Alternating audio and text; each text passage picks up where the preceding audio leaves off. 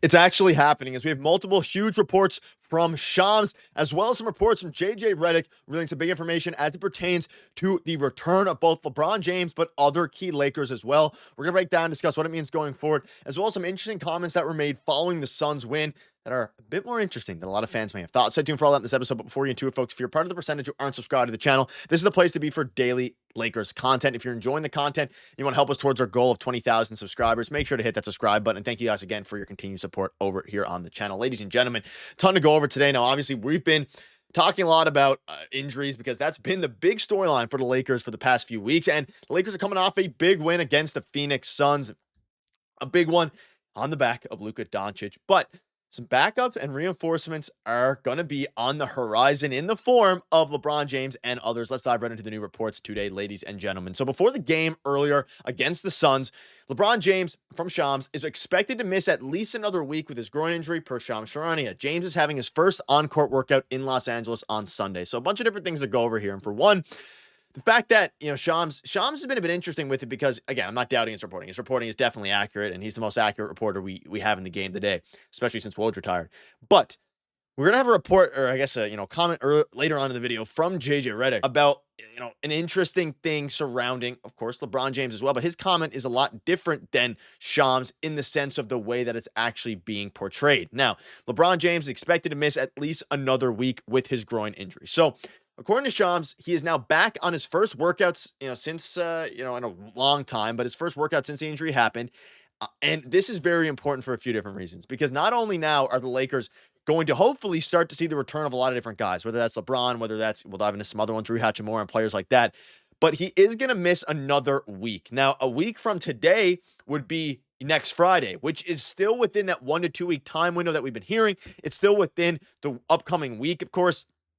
And my guess would be Friday around late next week, or I guess late this upcoming week, is when LeBron's going to return. Now, you look at the schedule here. LeBron out at least another week and Rui back within a week. We're going to dive into that Rui report in a minute. Here is the Lakers' upcoming schedule. So, of course, on the 17th, you play the Spurs. The 19th, you play Denver, which, of course, we're on the second night of a back-to-back tomorrow on Monday against the San Antonio Spurs without De'Aaron Fox, without Victor Wembanyama. And then, of course, Wednesday, you have Denver. Thursday, you have Milwaukee, which is a brutal stretch of games there, which is insane. But either way, and then you have Chicago, Orlando. So I would assume that Chicago game or maybe the Milwaukee game is when we're going to see, Rui Hachimura back, which we'll dive into as well. And when LeBron, Shams said he's going to miss another week. So you have to assume he's going to miss at least a week from today. But I don't think it's going to be much longer than that week, because JJ Redick came out and said that LeBron James is ramping up and considered day to day. So that's why I said earlier, it's a little bit interesting now, because not only do you have JJ Redick saying LeBron is ramping up in his day to day, you have Shams coming out and saying it's going to miss at least another week. But this is not the same groin injury that clearly now that LeBron, suffered from in 5 years ago in 2020. It is a different injury than 2021. And it's clear in that. And that was obviously the big concern coming into this injury. Is it going to be as bad as an injury in 2020 or 5 years ago, whenever it was, that was going to take, it took LeBron out for weeks, right? That was the big worry. And no, it is not as bad as the 2020 injury. He's going to be back very soon. And as you start to look at the schedule, I'd assume maybe the 24th, so next Monday, might be feasible for LeBron. But also, if you look back at it, they could play on I believe it's a Saturday against Chicago. That would make a lot of sense. I think that would most likely be the target date for LeBron, would be the 22nd, which is on a Saturday. So if there's a game that you want to circle in your calendars that you think LeBron is going to play in, my guess would be on the 22nd, because obviously Shams said he's going to miss at least another week. A week from today would be, of course, next Sunday. It's a week. That's technically less than a week, so maybe it'll be, the game after that. But again, he could come back a little bit earlier than expected. If you want to go by the full week, then, of course, the game on the 24th against Orlando, which is a Monday on the 24th. So it's going to be interesting. I assume LeBron's going to be back soon. But something else that came out is surrounding Rui Hachimura. So there's optimism that Rui will be back within the week, and LeBron will probably miss one more week. We're getting closer to a healthy team. Now, we covered the LeBron thing. Rui Hachimura is going to be back within the week. So now you start to look at the schedule once again, and you start to try to pinpoint where these guys are going to come back.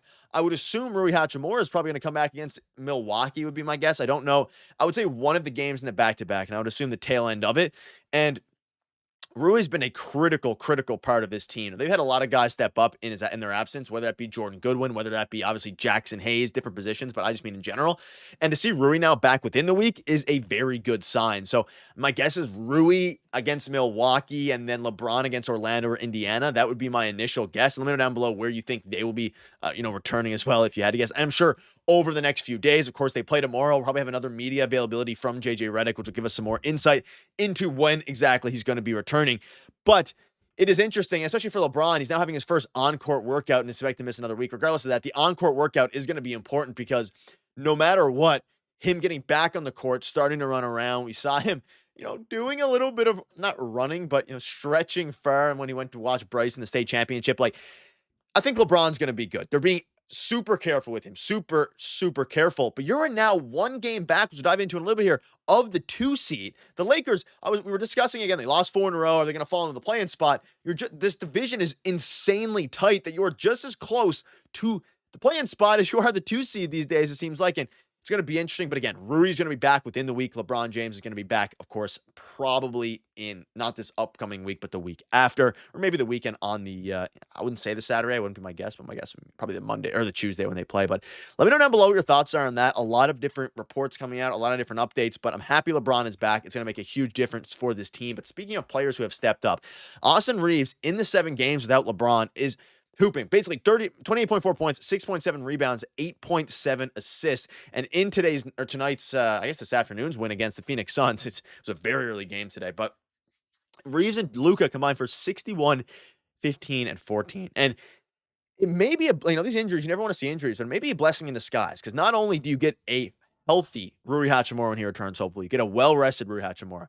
You get a healthy and well-rested LeBron James. And LeBron needs to rest as much as anybody. He is 40 years old. Yes, he's one of the greatest recovery athletes of all time, maybe the best athlete at recovering of all time, being 40.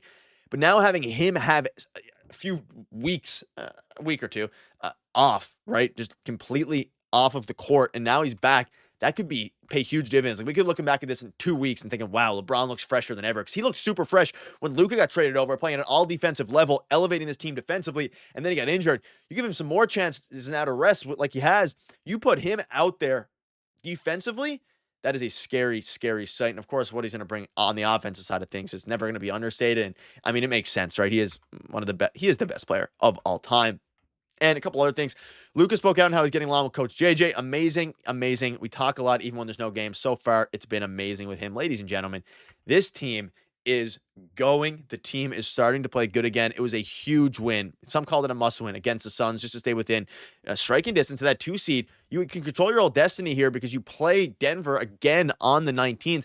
You take care of business there. Maybe you get Rui Hachimura back for that game against Nikola Jokic. They guarded him pretty well with 4 starters out of lineup. It's going to be interesting. Let me know down below what your thoughts are on this. And one other thing on Jordan Goodwin from JJ Redick. Never judge a player based solely on his box score. Goodwin was incredible tonight, and he had 2 points and 4 fouls. He set the tone for us. Vibes are good. Things are picking up, and the Lakers are in a very, very good spot now, getting a bunch of players healthy as they head down the final stretch. Let me know down below what your thoughts are. Cheers.